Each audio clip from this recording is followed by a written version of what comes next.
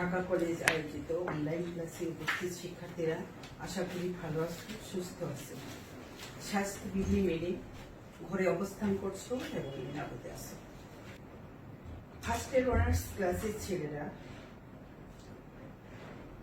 অল্প পরিসরে স্বল্প সময়ে তোমাদের মাইক্রোবায়োলজি ক্লাসটা সিলেবাস অন্তর্ভুক্ত মাইক্রোবায়োলজি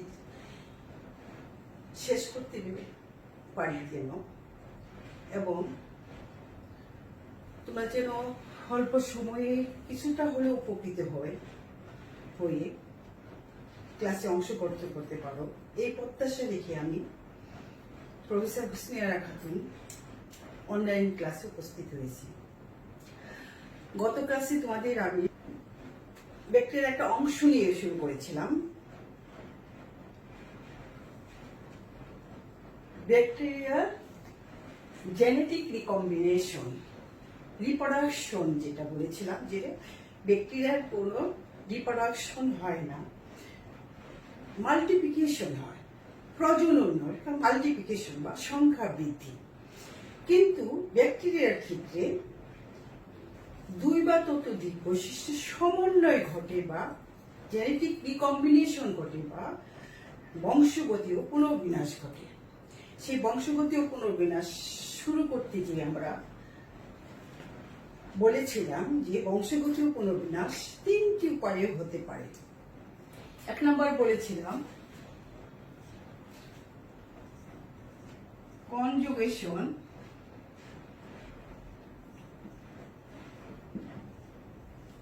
দুই নম্বর বলেছিলাম ট্রান্সডাকশন,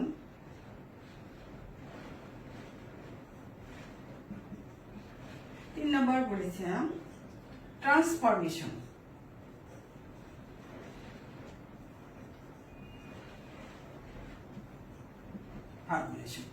কনজুগেশন করতে গিয়ে আমরা কনজুগেশনই দুটো উপায় সম্পর্কে বলেছিলাম। দুটো উপায়ে লিখে নাও ছেলেরা, দুটো উপায়ে। ক নাম্বার কনজুগেশন,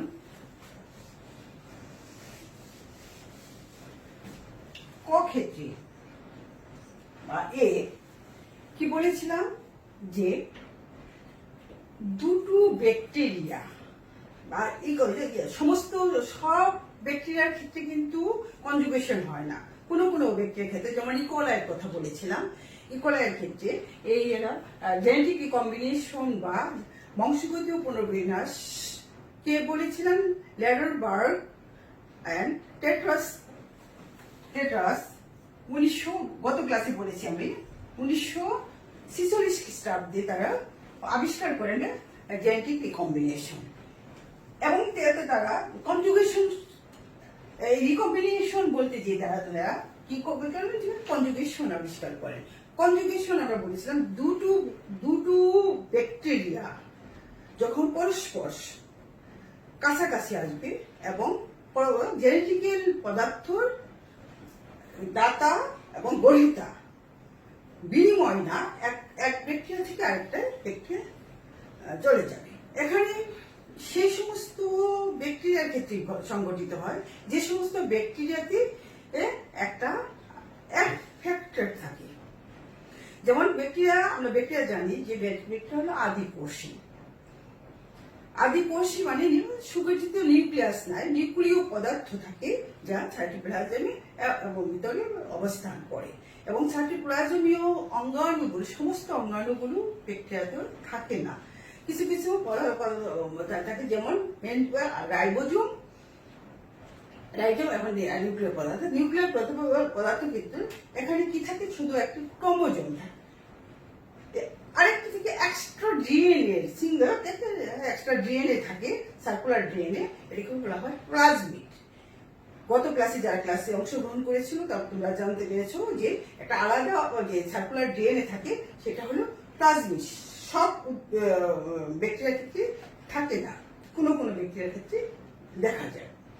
আমরা ইকোলাইয়ের কথা বলেছিলাম, চেরেকিয়া কলি। এখন দেখো, সেখানে বলেছিলাম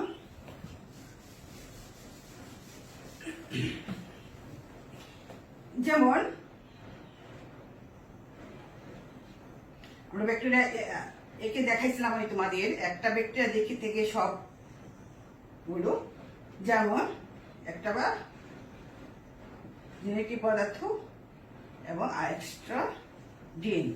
এখন দেখো এটা হলো এটা এক ফ্যাক্টর, এক ফ্যাক্টর এক ফ্যাক্টর। এটাকে বোঝায় যে দাতা ব্যাকটেরিয়াকে আমরা কি পড়েছিলাম এক প্লাস, এবং গ্রহিতা ব্যাকটেরিয়াকে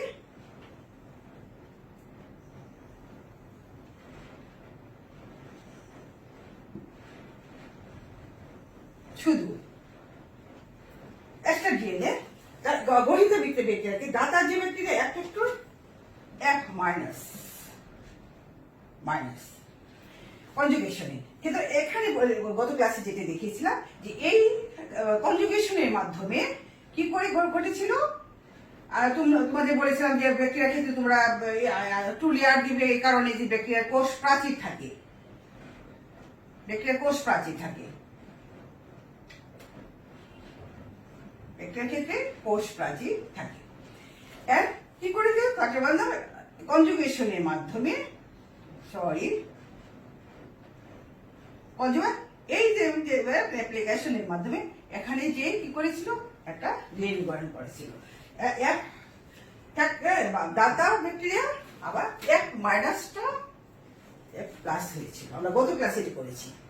আজ আমরা বি কনজুগেশনের ক্ষেত্রে বি কনজুগেশনে দেখাবো। এখানে ছেলে তোমরা একে নাও,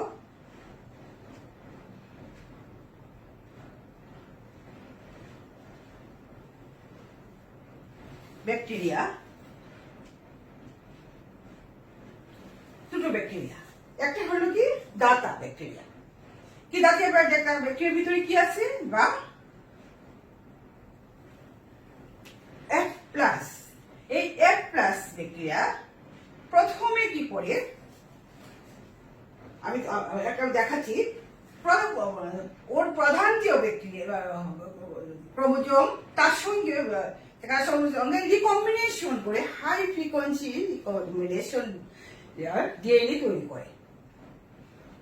হাই ফ্রিকোয়েন্সি তাহলে হাই ফ্রিকোয়েন্সি ডিএনএ কোষ তৈরি করে।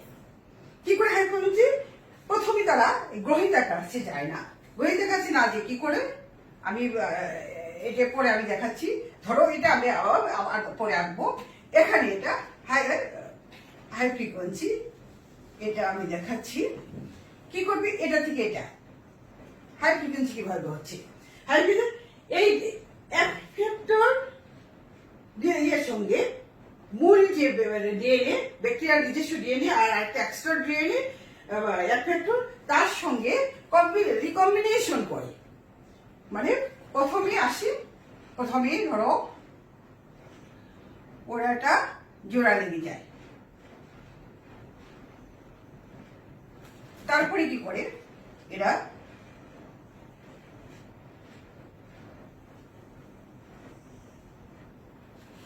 আমি তোমাদের যদি আমি প্রধানটাকে এইভাবে দেখাই যে dot dot dot dot dot dot dot dot দিয়ে, আর টু কালার হলে ভালো হতো।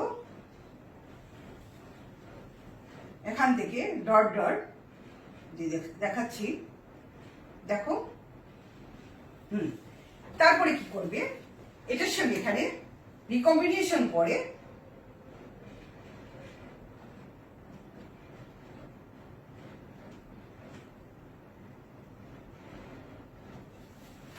হাই ফ্রিকোয়েন্সি রিকম্বিনেট ডিএনএ তৈরি করে রিকম্বিনেট কোষ তৈরি করলো বা ব্যাকটেরিয়া। যে একটা এই ব্যাকটেরিয়া থেকে এই ব্যাকটেরিয়া হাই ফ্রিকোয়েন্সি নয়,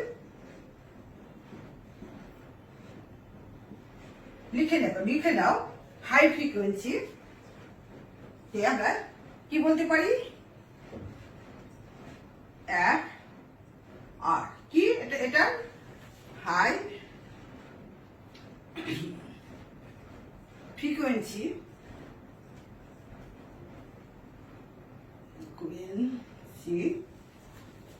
recombinant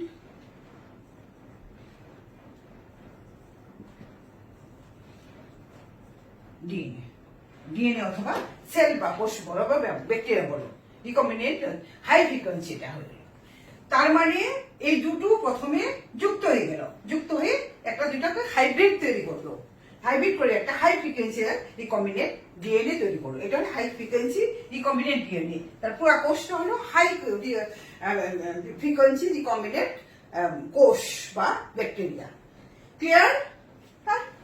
এখন দেখো, তাহলে আমরা প্রথমে কি করলো, সে হাই ফ্রিকোয়েন্সি রিকম্বিনেন্ট ডিএনএ তৈরি করলো। ছেলেরা লিখে নাও। তাহলে এখন দেখো, আমি এখন আগে যে আমি এঁকেছিলাম সেই অনুযায়ী তোমাদের আমি দেখাচ্ছি। এটাকে আমরা এখানে আনছি, এখানে আনছি, দেখো আসবে, এটা নতুন করে আঁকো। কি হলো? হাই ফ্রিকোয়েন্সি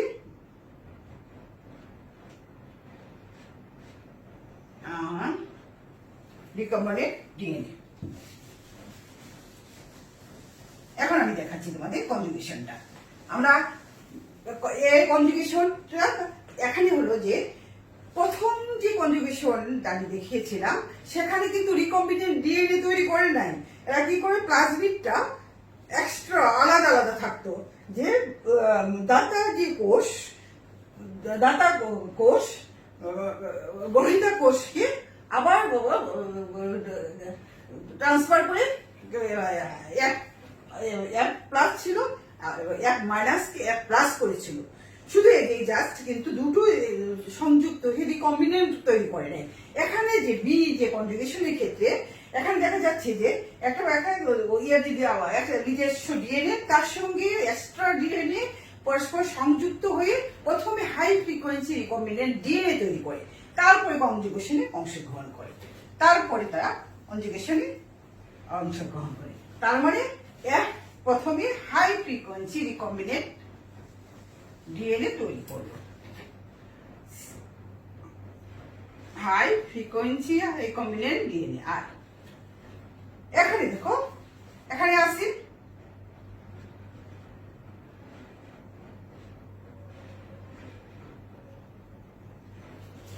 আঁকো।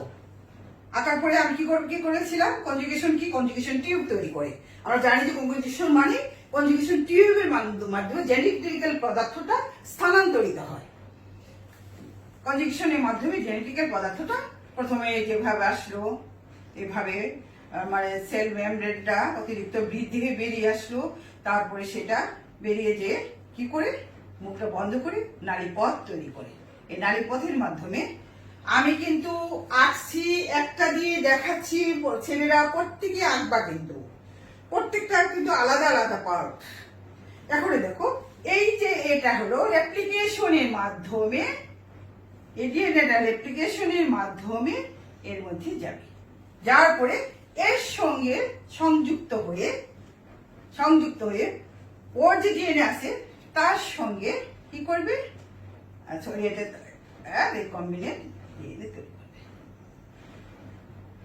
এটাও হয়ে যাবে হাই ফ্রিকোয়েন্সি রিকম্বিনেন্ট কোষ। তারপর আস্তে আস্তে এটা মিলে যাবে। তার মানে কি, এখানে কি ছিল, এক প্লাস ছিল, এক মাইনাস ছিল, এক মাইনাসটা এক মাইনাসই থেকে গেল, কিন্তু সেখানে কি হলো, জেনেটিক্যাল পদার্থের রিকম্বিনেশন হয়ে বংশগতীয় পুনর্বিন্যাস বা দুই বা ততোধিক বৈশিষ্ট্য সমন্বয় ঘটে এর মধ্যে কি বৈশিষ্ট্য সমন্বয় ঘটে একটা নতুন কোষ তৈরি করলো, নতুন কোষ তৈরি করলো। তারপর যদি এদের সংখ্যা বৃদ্ধি, আমরা যেটা সংখ্যা বৃদ্ধির কথা বলেছিলাম, আবার কি মাল্টিপ্লিকেশন বা এম্বাইভেশনের মাধ্যমে একটা থেকে দুটো, দুটো থেকে চারটা, এরকম। কিন্তু কনজুগেশনের মাধ্যমে সংখ্যা বৃদ্ধি ঘটে না, বা ট্রান্সডাকশনের মাধ্যমে সংখ্যা বৃদ্ধি করে না, ট্রান্সফরমারের সংখ্যা বৃদ্ধি ঘটে না। কি করে, জেনেটিক পদার্থের সমন্বয় ঘটে বা রিকম্বিনেশন হয়। এটা হলো কনজুগেশন। কনজুগেশন কি এবং ব্যাকটেরিয়া কি উপায়ে কনজুগেশন সংগঠিত হয় ব্যাকটেরিয়া, এটা হলো ব্যাকটেরিয়ার কনজুগেশন। Transduction,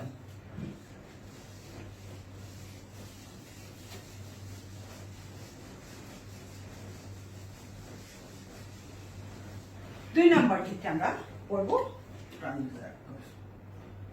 transduction.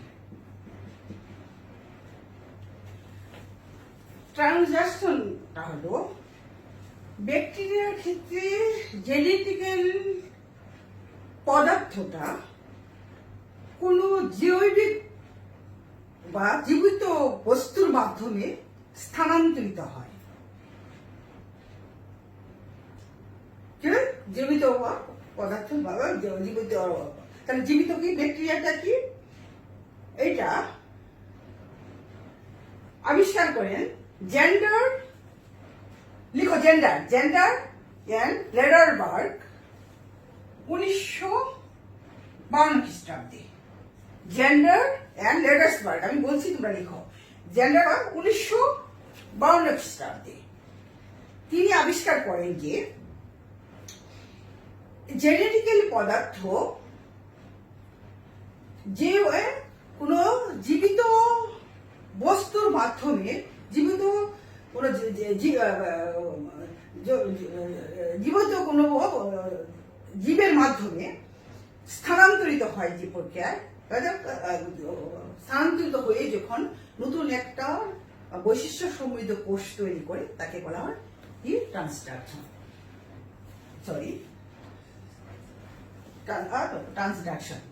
তাকে বলা হয় ট্রান্সডাকশন। জেন্ডার এন্ড লেডারসবার্গ 1952 সালে তিনি কি করলেন, তিনি দেখলেন যে ডেভিস কি করেন, ইউ-শেপ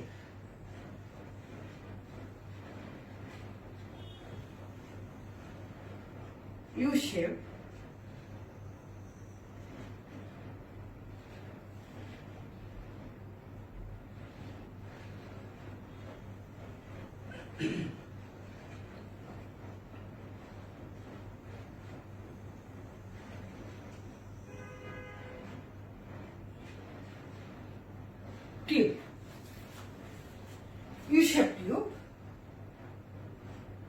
ইউ-শেপ টিউব, ভিতরে দুটো অবজেক্ট মিউটেন্ট ব্যাকটেরিয়া কে রাখলেন। সেখানে কি করে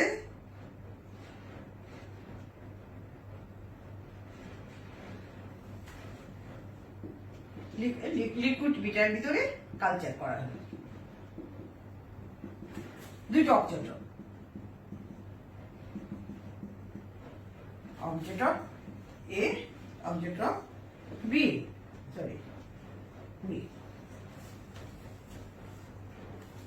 এটা হলো সেন্টার, এটা হলো centre glass filter, centre glass filter একটা ফিল্টার। তোমরা বলেছো যে ব্যাকটেরিয়াকে ছাঁকুনি, ব্যাকটেরিয়া যখন আবিষ্কার হয়েছে তোমরা জানো যে ব্যাকটেরিয়া ছাঁকুনি কি আমরা চা লিকার চা ছাঁকার জন্য ছাঁকুনি ইউজ করি, সেই ছাঁকুনি কি লিকারটা নিচে নেমে যায় কিন্তু চা পাতিগুলো উপরে থাকে। ঠিক তেমনি এই ছাঁকুনি সেন্টার গ্লাস ফিল্টারের মাধ্যমে যে শুধু অন্য পদার্থ, লিকুইড পদার্থ চলাচল করতে পারে, ব্যাকটেরিয়া এই ফিল্টারে আটকে যায়, এক পাশ থেকে আরেক পাশে যেতে পারে না। এই তো সেন্টার গ্লাস ফিল্টার এর ভিতর দিয়ে এই পাশে এ থেকে বিতে যাবে, বি থেকে এতে যেতে পারে না।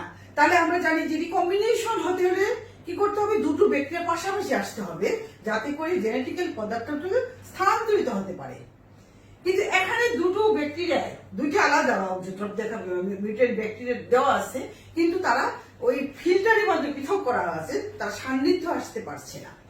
কিন্তু তিনি দেখতে পেলেন কি দেখতে পেলেন, এটাকে ডেভিস টিউব বলা হয়, কারণ তার উনি এই টিউবটা ইউ-শেপ টিউবটা আবিষ্কার করেছেন বলে তার নাম অনুসারে এই টিউবের নামকরণ করা হয়েছে।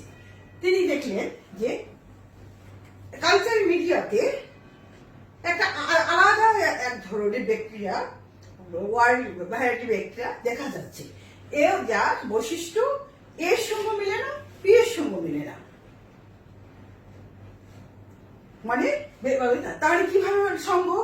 কারণ ফিল্টার দিয়ে এরা কনজুগেশনের সান্নিধ্য আসতে পারছে না, দুটো পরস্পর সান্নিধ্য জেনেটিক্যাল পদার্থর বিনিময় ঘটতে পারতেছে না, নিতে পারছে না। তাহলে এই ঘটনাটা ঘটলো কি করে?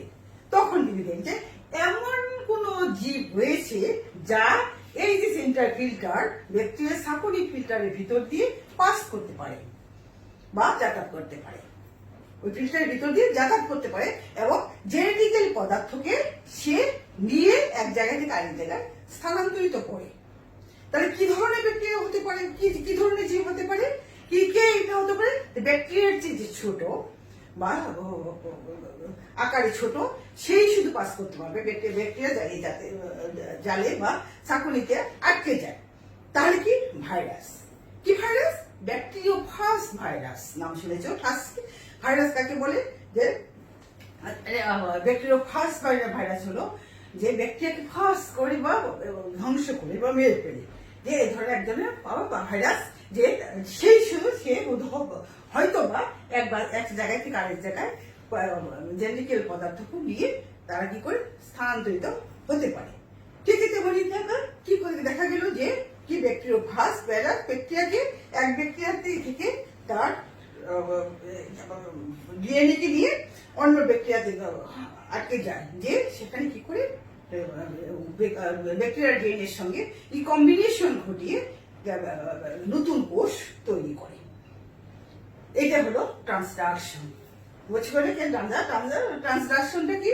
যে জীবের মাধ্যমে ব্যাকটেরিয়াল জেনেটিক পদার্থ যখন স্থানান্তরিত হয় এবং রিকম্বিনেশন ঘটে, ঘটে একটা নতুন বৈশিষ্ট্য তৈরি করে, তাকে বলা হয় ট্রান্সডাকশন। তার মানে ইউটিউবের মাধ্যমে এই যে গ্লাস ফিল্টারের মাধ্যমে যখন এটাকে পাস করতে বা এটি একমাত্র কি করতে পারে ভাইরাসই এই ঘটনাটা বা রিকম্বিনেশন ঘটে। কিভাবে ঘটে তোমরা জানো? আমি এটা একে ফেলছি, দেখো কি করে ভাই ব্যাকটেরিয়া কিভাবে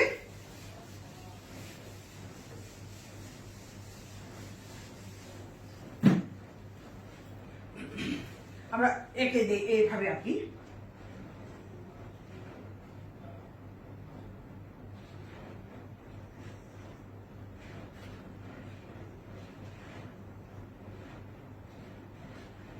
একটা ব্যাকটেরিয়া, ইকোলাই ব্যাকটেরিয়া,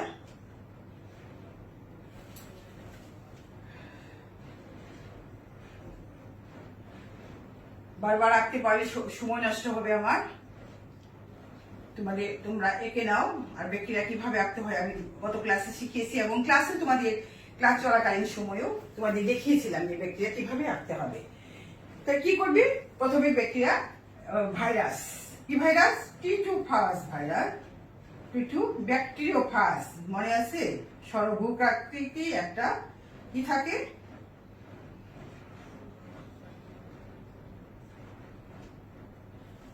এখানে বসে, এর কি থাকে? ডিএনএ থাকে। এই ডিএনএটাকে স্পাইক থাকে, এই স্পাইক এই স্পাইকের মাধ্যমে বলে যাচ্ছে এর ভিতরে। তাহলে কি করে? ব্যাকটেরিয়ার ডিএনএ আর ভাইরাসের ডিএনএ আসে। ভাইরাসের ডিএনএ আসার পরে ব্যাকটেরিয়ার ডিএনএ আসার পরে আমি এর মধ্যে দেখাচ্ছি, এই ব্যাকটেরিয়ার ভিতরে আমি দেখাবো, তোমরা আঁকবে, আমি বারবার দেখাবো না। কি করবে? এই এখান থেকে এটা ব্যাকটেরিয়াতে পাস করে গেলে এক ধরনের এনজাইম সিক্রেশন হয়, ব্যাকটেরিয়াকে কোষ প্রাচীর দেবে কি করে বিকরিত করে ওই ভিতরে কি দেয়? ভাইরাসের ডিএনএ কে পাস করে। ভাইরাস ডিএনএ পাস করার ফলে এই ভাইরাস ডিএনএ এর ভিতরে ঢুকে যে ব্যাকটেরিয়ার ডিএনএ এর সঙ্গে রিকম্বিনেট করে, ব্যাকটেরিয়ার ডিএনএ এর সঙ্গে এই ব্যাকটেরিয়ার ডিএনএ কে নিঃশেষ করে দেয়, নষ্ট করে দেয়, আস্তে আস্তে জেনেটিক্যাল পদার্থ। তারপরে এটা কি করে? একটা থেকে এই ব্যাকটেরিয়া থেকে এখান থেকে এই ব্যাকটেরিয়া সেলকে ডিএনএ কে নষ্ট করে দিয়ে অসংখ্য ভাইরাল ডিএনএ তৈরি করে।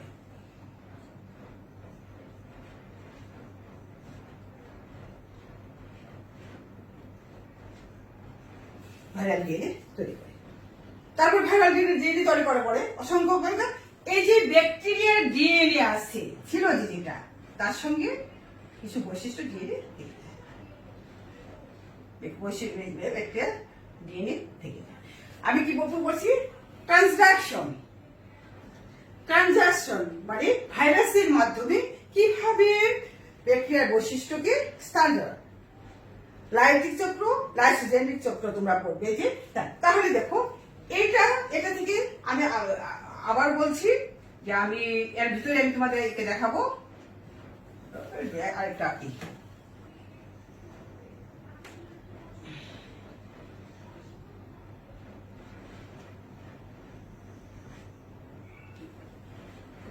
এখান থেকে এটা প্রথমে ডিএনএ তৈরি করলো, তারপরে ভাইরাস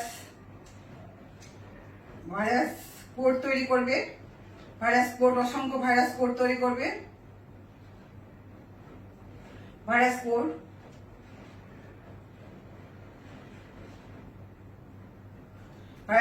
তৈরি করবে,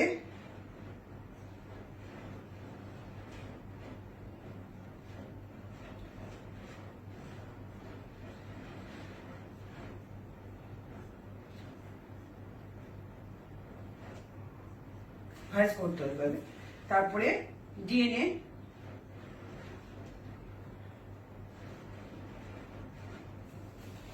থাকবে। এই ডিএনএ ফাঁস করে এই ডিএনএ গুলো ফাঁসের ভিতরে চলে যাবে, যে ব্যাকটেরিয়ার কোষ প্রাচীর বিগলিত হয়ে ভাইরাস চলে বেরিয়ে আসে।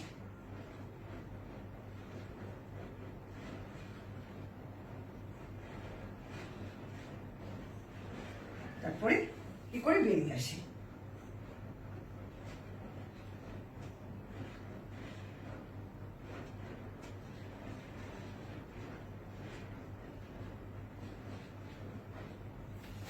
ভাইরাস চলে আসে।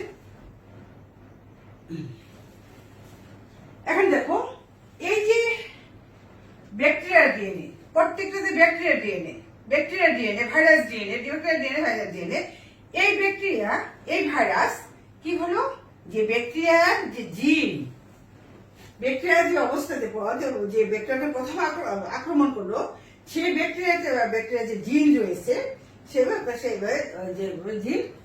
এই ডিএনএ এর সঙ্গে রিকম্বিনেন্ট করে একটা রিকম্বিনেন্ট ডিএনএ তৈরি করেছিল। আমি আগে বলেছি যে একটা রিকম্বিনেন্ট ডিএনএ তৈরি করে ভাইরাসের ডিএনএ এর সঙ্গে যুক্ত হয়েছে এবং ভাইরাসের ভিতরে প্রবেশ করেছে। এই ভাইরাসের ভিতরে প্রবেশ করে একটা রিকম্বিনেন্ট ভাইরাস তৈরি করলো। এই ভাইরাস যখন আবার নতুন একটা ব্যাকটেরিয়া, আবার নতুন একটা ব্যাকটেরিয়াতে কি করবে, আক্রমণ করবে।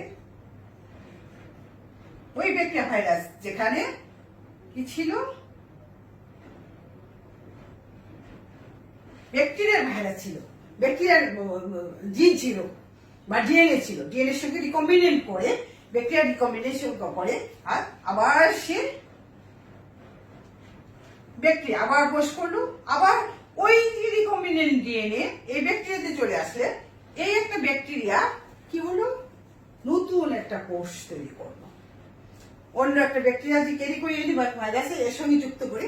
এই যে ট্রানজাকশন, যে কি করে, যে কোনো জেনেটিক্যাল পদার্থ যখন একটা জীব দ্বারা স্থানান্তরিত হয় বা জৈবিক পদার্থ দ্বারা স্থানান্তরিত হয়, তখন তাকে বলা হয় ট্রানজাকশন। বুঝতে পেরেছো কিনা? এই ট্রানজাকশন যখন বিগলিত হয়ে ভাইরাসগুলো বেরিয়ে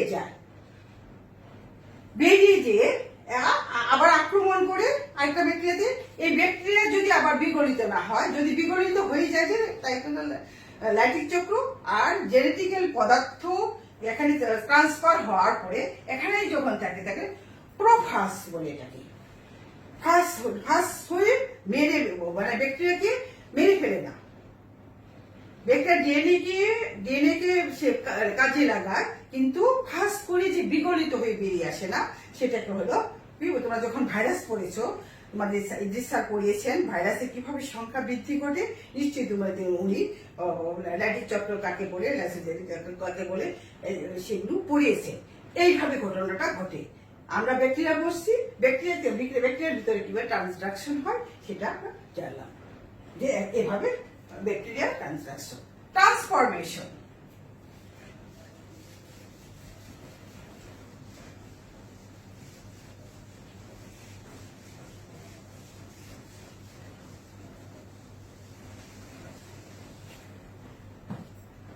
ফ্রিডেরিক গ্রিফিথ, লিখো ফ্রিডেরিক গ্রিফিথ 1928 সালে, 1928 সালে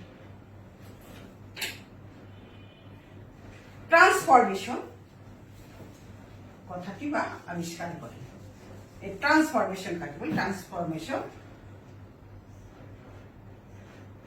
ট্রান্সফরমেশন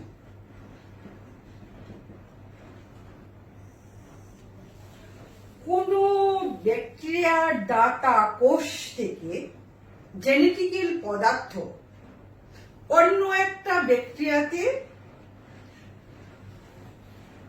নেকেড ডাটা, ব্যাকটেরিয়ার নগ্ন ডিএনএ কোষ, ডিএনএ যখন অন্য একটা ব্যাকটেরিয়াতে স্থানান্তরিত হয়ে, ডিএনএ নেকেড ডিএনএ মানে কোষ থাকবে না, ব্যাকটেরিয়ার যে কোষ আছে সেটা থাকবে না, শুধু যে ব্যাকটেরিয়ার পদার্থটা কি করে নেকেড ডিএনএ যখন স্থানান্তরিত হয়ে অন্য একটা নগ্ন ডিএনএ আরেকটা ডিএনএর সঙ্গে সংযুক্ত হয়ে যখন রিকম্বিনেন্ট ডিএনএ তৈরি করে এবং নতুন কোষ তৈরি করে, তাকে বলা হয় ট্রান্সফরমেশন। তার মানে কি, যে একটা ডিএনএ কে কোষের যদি এটাকে আমরা মেরে ফেলি, এটা কি নষ্ট করে দিই, কিভাবে ব্যাকটেরিয়া কিভাবে নষ্ট, আমরা আগেই বলেছিলাম যে ব্যাকটেরিয়ার সংখ্যা বৃদ্ধির ক্ষেত্রে বলেছিলাম বা রিপ্রোডাকশনের কথা বলছিলাম, তখন কি বলছেন যে ব্যাকটেরিয়া সাধারণত কি মারতে গেলে কি করতে হয়, হিট দিয়ে মারতে হয় অথবা অ্যান্টিবায়োটিক দিয়ে মারতে হয়। তার মানে কি ব্যাকটেরিয়া কি করে দ্বিবিভাজন প্রক্রিয়ার মাধ্যমে স্থানান্তরিত হয়ে যায় তার সন্তানের মধ্যে, একটা থেকে দুটো, দুটো থেকে চারটা, চারটা থেকে আটটা, আটটা থেকে 16টা, এইভাবে মাল্টিপ্লিকেশন করে, তাহলে ট্রান্সফরমেশনটা কোথাও বুঝতে পেরেছো?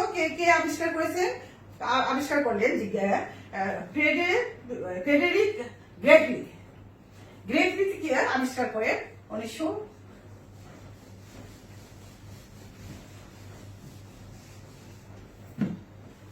তারপরে দেখো 1955 সালে আবিষ্কার করেন। কি আবিষ্কার? ট্রান্সফরমেশন। কিভাবে? এখন দেখো, যে কোনো একটা ডিএনএ পদার্থ তিনি কি করলেন, নিউমোনিয়া সৃষ্টি করে এমন ব্যাকটেরিয়া কি ডিপ্লোকক্কাস নিউমোনি, ডিপ্লোকক্কাস, লিখো ডিপ্লোকক্কাস নিউমোনি,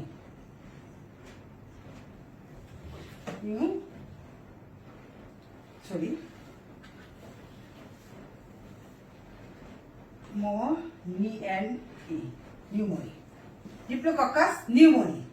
এদের কি করে, এই ডিপ্লোকক্কাস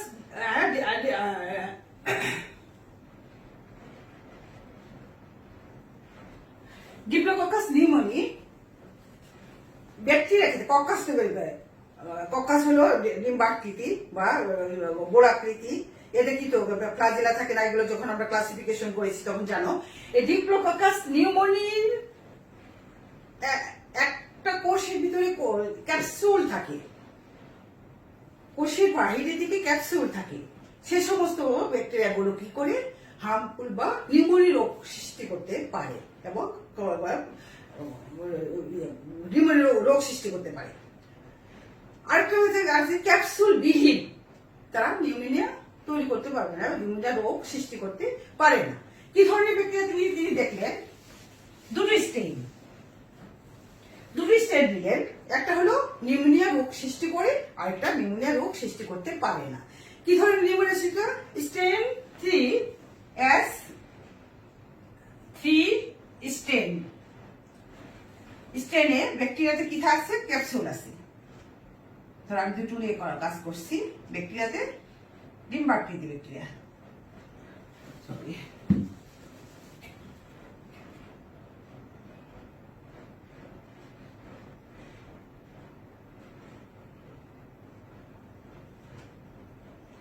ক্যাপসুল আছে,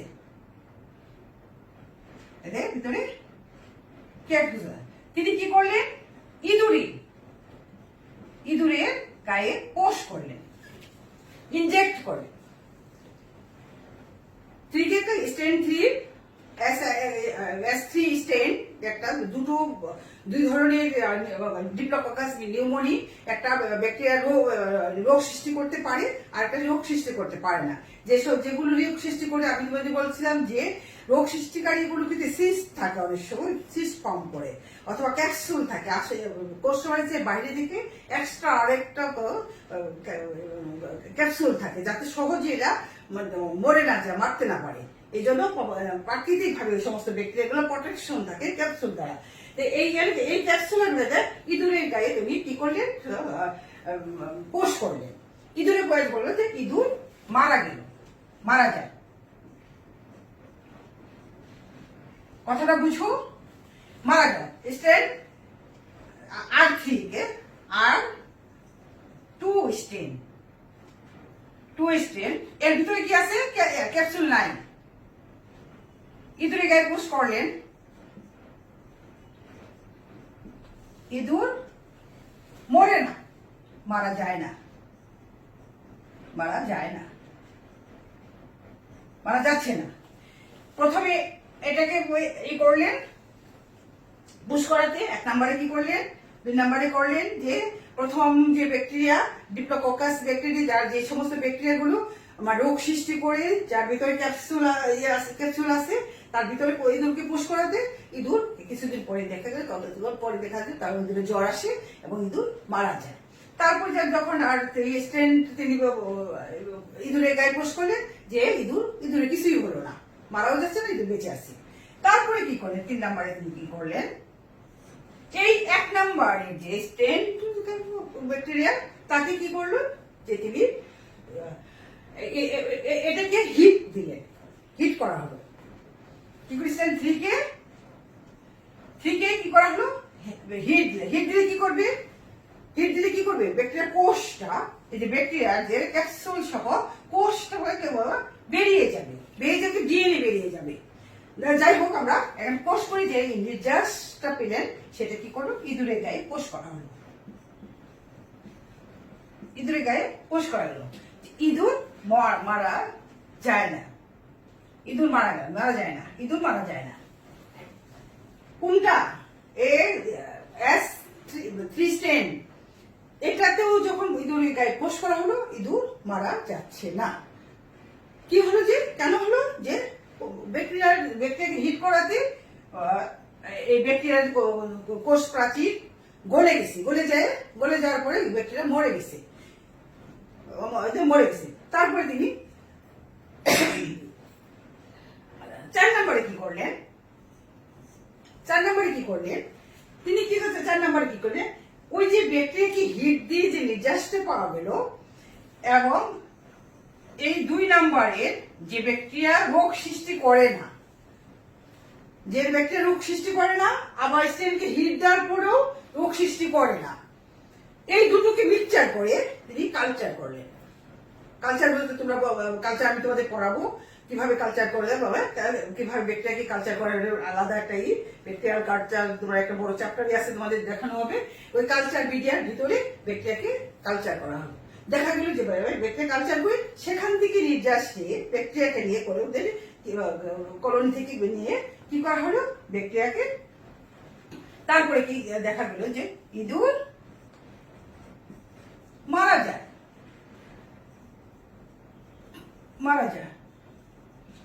কিভাবে এটা সম্ভব, যে 2 নাম্বার দেখো, 2 নাম্বারে কি ছিল, ইঁদুর মারা যাচ্ছে না, কেন, ওই ব্যাকটেরিয়া রোগ সৃষ্টি করতে পারে না। 3 নম্বরের ক্ষেত্রে স্টেনজে, তাহলে ইঁদুর যেহেতু এটিকে হিট করে ব্যাকটেরিয়ার ক্যাপসুলকে ধ্বংস করে দেওয়া হয়েছে, কোষ প্রাচীর ধ্বংস করে দেওয়া হয়েছে, শুধু যে ডিএনএ পদার্থটা রয়ে গেছে। তারপরে দেখা গেল কিন্তু তাহলে তো ব্যাকটেরিয়াই নাই, ও তো মারা গেছে, সুতরাং রোগ সৃষ্টি করতে পারে না। দুটো রোগ সৃষ্টি না করা ব্যাকটেরিয়াকে মিক্সচার করে, একটা হলো ব্যাকটেরিয়া এবং আরেকটা হলো ব্যাকটেরিয়া নির্যাস, যা রোগ সৃষ্টি করতে পারে না, হিট দিয়ে মেরে ফেলা হয়েছে, সেটি দুটাকে মিক্সচার করা হলো। মিক্সচার করে কি করা হলো, সেটা যখন ইঁদুরকে পোষ করা হলো, দেখা গেল যে তারপরে কালচার করা হলো, সেই কালচার থেকে ব্যাকটেরিয়া নিয়ে যখন ইঁদুরকে পোষ করা হলো, দেখা গেল যে ইঁদুর কি হয়েছে, মারা গেল। কিভাবে সম্ভব? কারণ ওই যে রোগ সৃষ্টিকারী ব্যাকটেরিয়ার যে ডিএনএ ছিল, সেই ডিএনএ রোগ সৃষ্টি করতে পারে না যে ব্যাকটেরিয়া, তার ডিএনএ সঙ্গে রিকম্বিনেশন করে, জেনেটিক্যাল রিকম্বিনেশনের মাধ্যমে কি করেছে, নতুন একটা ডিএনএ তৈরি করেছে, যা কি করে যে এই যে হার্মফুল যে ব্যাকটেরিয়া, তার মতো নেচার সেই ব্যাকটেরিয়া তৈরি করেছে। নতুন ব্যাকটেরিয়া, যে ব্যাকটেরিয়া কি করে রোগ সৃষ্টি করতে পারে। তাহলে কি হলো, যে নেকেড যে বা নগ্ন যে ডিএনএ ছিল, সেই নগ্ন ডিএনএ একটা আরেকটা ব্যাকটেরিয়ার ডিএনএ এর সঙ্গে রিকম্বিনেশন করে নতুন ডিএনএ তৈরি করেছে বলে ব্যাকটেরিয়া বা ইঁদুর মারা গেছে। এটিকে বলা হয় ট্রান্সফরমেশনের মাধ্যমে ব্যাকটেরিয়া রিকম্বিনেশন করতে পারে। কিভাবে? তাহলে আমরা দেখা ইঁদুর বুঝতে পেরেছো, পরীক্ষায় কিন্তু সমস্ত এইগুলো আসবে। জেনেটিক্যাল রিকম্বিনেশন কি একটা বড় কোশ্চেন আসতে পারে, আবার টিকা হিসাবে আসতে পারে, ট্রানজাকশন, ট্রান্সফরমেশন, কনজুগেশন হিসাবে পরীক্ষা থাকে। এখন দেখো, তাহলে একটা ব্যাকটেরিয়া, হার্মফুল ব্যাকটেরিয়া বা কক্কাস ব্যাকটেরিয়া কি করে, তার ডিএনএ থেকে ডিএনএ আসে, এখান থেকে ডিএনএ একটা নতুন ব্যাকটেরিয়াতে কি হচ্ছে, যেটা এই naked bacteria DNA naked bacteria, শুধু ডিএনএ, সেই ডিএনএ একটা নতুন ব্যাকটেরিয়া ডিএনএ, ডিএনএ ভিতরে কি করছে, এর যে ব্যাকটেরিয়া এটার মধ্যে পোষ করে এর ভিতরে ঢুকে যে কি করে রিকম্বিনেশন ঘটায়। তাহলে কি করে, কিভাবে ঢোকায়, এর সঙ্গে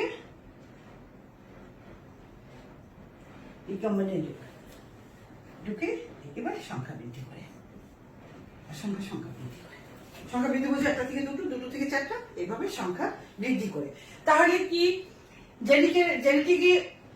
জেনেটিক রিকম্বিনেশনের মাধ্যমে ব্যাকটেরিয়ার কিন্তু সংখ্যা বৃদ্ধি ঘটে না, কি ঘটে, বৈশিষ্ট্য সমন্বয়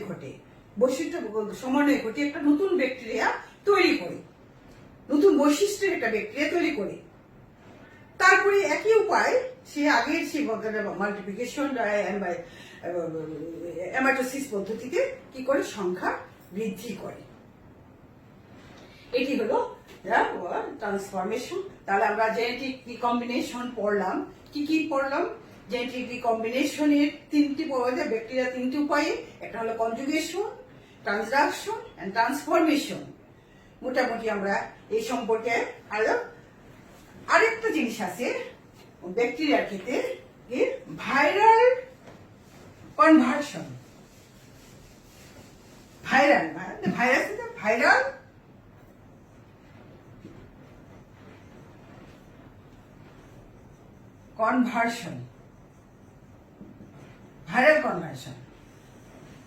কনভার্সন বলে ব্যাকটেরিয়া কিছুক্ষণের জন্য তার বৈশিষ্ট্য যখন হারিয়ে ফেলে, তার নিজস্বতা যখন হারিয়ে ফেলে, তাকে বলা হয় ভাইরাল কনভার্সন। কিভাবে ভাইরাল কনভার্সন? যেন করনিব্যাকটেরিয়াম ডিপথেরিয়া, গলাতে ডিপথেরিয়া রোগ সৃষ্টি করে। এই ব্যাকটেরিয়াগুলো সাধারণত গলার ভিতরেই থেকে যায়, কিন্তু ডিস্টার্ব করে না। অনেক সময় অনেকে থাকে না, ডিস্টার্ব করে না। যখন কোনো ভাইরাস এসে যখন ওই ব্যাকটেরিয়ার পাশে আক্রমণ করে, ব্যাকটেরিয়াকে যখন পাশে বসে, তখন এই ব্যাকটেরিয়ার কি করে টক্সিন সিক্রিয়েশন হয়, পয়জন থেকে টক্সিন সিক্রিয়েশন হয়। টক্সিন সিক্রিয়েশন হওয়ার ফলে কি করে ওই জায়গাতে টক্সিন তৈরি করে, তখন বলে গলার দুই পাশ থেকে গ্ল্যান্ডগুলো ফুলে হ্যাঁ, তারপরে গলা বন্ধ হয়ে যায়। এটা কিন্তু খুব সংক্রামক দিক। তোমরা ডিপথেরিয়া কিন্তু ডেঞ্জারাস একটা ডিজিজ। ডিপথেরিয়া তোমরা শুনেছ হয়তো বা, ডিপথেরিয়া এটা কি ব্যাকটেরিয়া দ্বারা হয়, কিন্তু ব্যাকটেরিয়ার ফাংশন কিন্তু কার দ্বারা নিয়ন্ত্রিত হয়? নিয়ন্ত্রিত হয় ভাইরাস দ্বারা। যখনই ভাইরাস ওর ভিতর উপরে বসে তখন কি ওর আর নিজস্বতা থাকে না, তখন আর সে থাকে না, টক্সিন সিক্রেট করে। এই যে টক্সিন সিক্রেট করে ব্যাকটেরিয়া তার নিজস্বতা, সাময়িকভাবে নিজস্বতা হারিয়ে ফেলে, এটাকে বলা হয় ভাইরাল কনভার্সন। অনেক সময় টিকা হিসাবে আরো পরীক্ষা আসতে পারে, এবং তোমাদের ভাইবা তো জিজ্ঞেস করতে পারে যে ভাইরাল কনভার্সন কাকে বলে। এগুলো যে মাত্র সবকিছু ডিটেলস যখন পড়বে তখন জানতে পারবে। তাহলে আমরা ব্যাকটেরিয়া পড়লাম, ব্যাকটেরিয়া কি কাকে বলে, ক্লাসিফিকেশন, তারপরে একটা পুরো আদর্শ ব্যাকটেরিয়াকে সমস্ত কিছু সমস্ত বৈশিষ্ট্যগুলি সমন্বয়ে ঘটিয়ে আমরা করেছি। গত ক্লাস বলেছিলাম ব্যাকটেরিয়ার বৈশিষ্ট্য, বলেছিলাম ব্যাকটেরিয়ার কোষ প্রাচীরের গঠন, gram positive bacteria, gram negative bacteria কাকে বলে এবং তাদের মধ্যে পার্থক্য, এগুলো ইম্পর্টেন্ট জিনিস। এবং ব্যাকটেরিয়ার কোষ প্রাচীর, ভেরি ভেরি ইম্পর্টেন্ট, ব্যাকটেরিয়ার কোষ প্রাচীর।